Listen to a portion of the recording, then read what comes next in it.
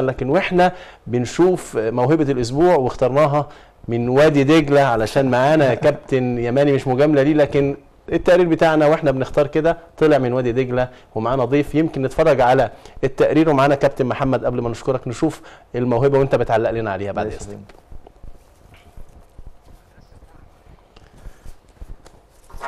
ده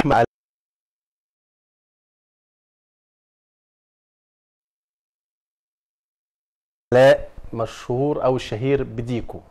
دي موهبة الاسبوع. ده اول مره تشوفه يا كابتن ولا شفته قبل كده؟ انا ما بتابعش معاهم بصراحه، بس احنا عندنا حاجات. انا يعني عارف هم بينزلوا التمرين بعدينا الارسنال والاكاديميه، فبكون انا خلصت تمرين وماشي. لا بس كده لازم اتابع بقى. لا لازم تتابع، لازم اتابع بصراحه. قبل ما اختم سؤال سريع كده، وانت بتتفرج على الاكاديميه، الاكاديميات في مصر سلبيه ولا ايجابيه؟ مش كله والله، يعني في ايجابيات وفي سلبيات. يعني في سلبيات ناس بتعملها عشان تطلع فلوس وتبقى زي ما بيقولوا كده سبوبه. وفي ناس بتعملها عشان تعلم اللعيبه كوره، ودي ناس قليله جدا يعني. يعني بشكرك كابتن محمد اليماني، وهنسيبكم مع ديكو لاعب اكاديميه الارسنال او موهبه الاسبوع ان شاء الله.